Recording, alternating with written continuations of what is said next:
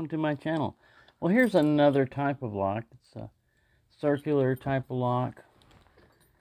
You see them a lot of times in warehouses or stuff like that. Not warehouses, storage places like that. Well, anyways, I was at a party one time and a person was talking to me and he said, yeah, I bet you couldn't pick one of those circular type of padlocks. Those things are impossible, to pick.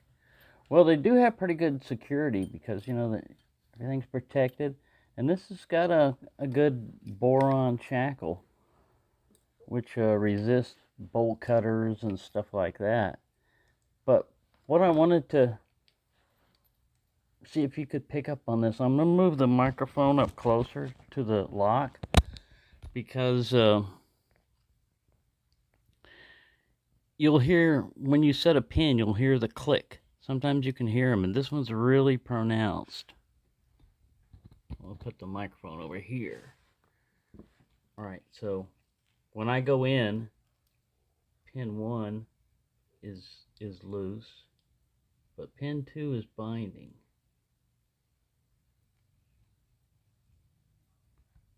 So I push up on it.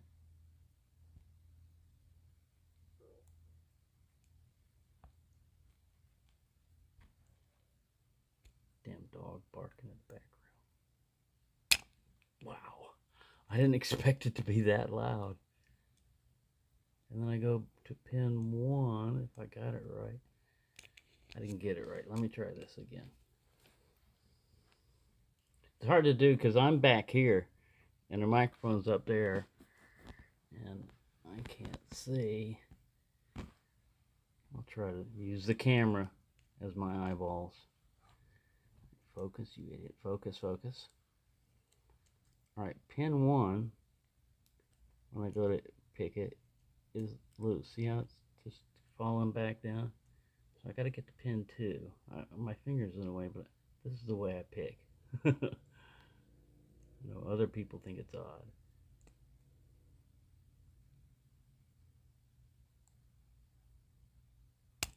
Man, it was that hard to get that thing to move up.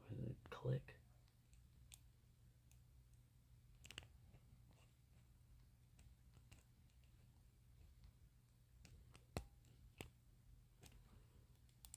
Start this all over again.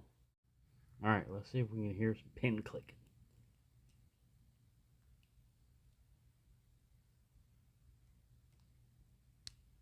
That was pin 2. It went click.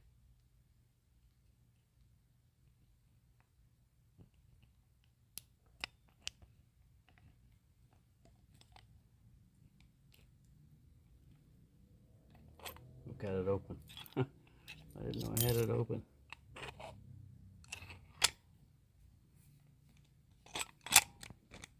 Try that again. We'll see if this angle works better.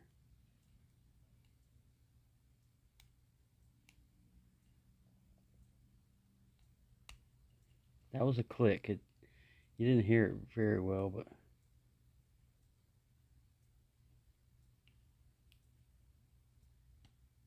pin 1.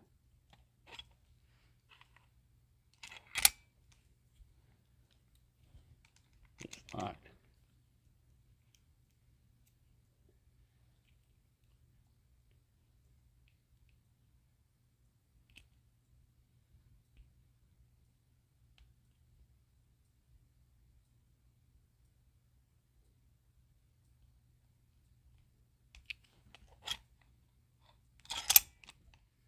It's not making the clicks like it was. I mean, it's a fairly easy lock to open, but that was a click.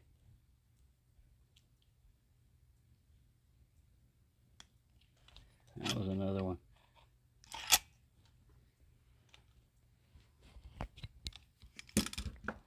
It's basically just, even though this is a 4-pin lock, I'm only basically hitting like 2 pins. I don't know which 2 they are.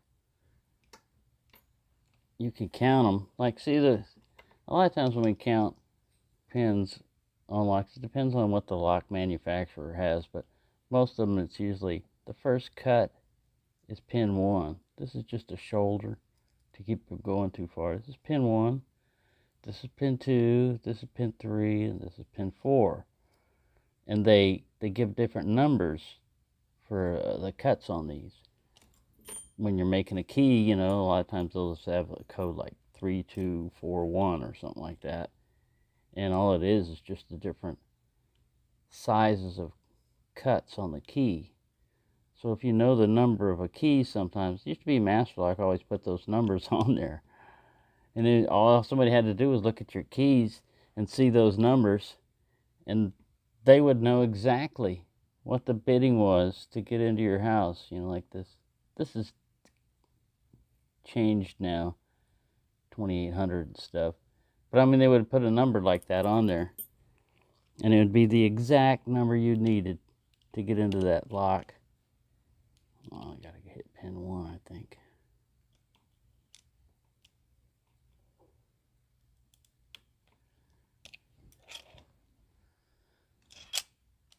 So yeah, there. Even though it's a different shape of lock, it's still a pin tumbler. It's still a Master Lock. This is a little dust protector. You know the reason why I got these? This is what they use in the laundry room to protect their coins and everything. And rather than pick their lock, you know, because they wouldn't understand, hey, I'm not trying to steal anything. I just want to see if I can pick the lock. Rather than go through that hassle, I just bought a lock that looks exactly like it. So there, you don't have to burglarize to find out if you would be able to pick this stuff. And each lock would be different, you know. You can get another one of these Master Locks just like this, and it may be easier to pick, it may be more difficult to pick, but this one here is, if I go single pin picking, I can usually get this thing real quick. I haven't tried raking it too much. Like I said, it depends on how the key is cut. Ooh, that was a good click. I don't know if you heard that one. And there's another one. These round type of padlocks, you have to use just a little bit more tension on them because of the shackle. Not so much to pick, but to open it. Because it's a big shackle, and it goes all the way around like that. Well, not all the way around, but most of the way.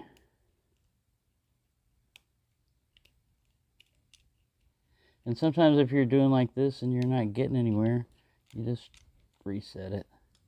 Start all over again.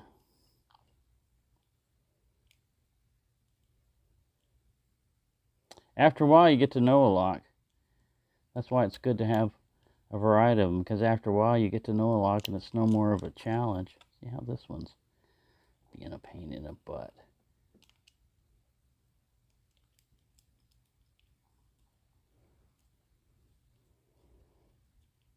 Sometimes I gotta get my face right in there and see it. Other times I'm just going by feel. Some people, they pick like this, like holding a pencil. I always held like this, which made it hard for the camera. But I'm resting my finger up there, and it seemed to get better feel. It worked for me.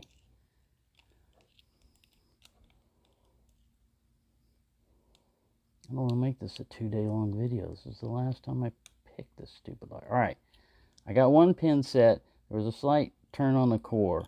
Now I know from picking this lock that the next one is pin 1. Pin 1 right here. So all I gotta do is lift up on pin 1, and it'll open. There you go. Sorry that took so long. Thanks for watching, and have a nice day.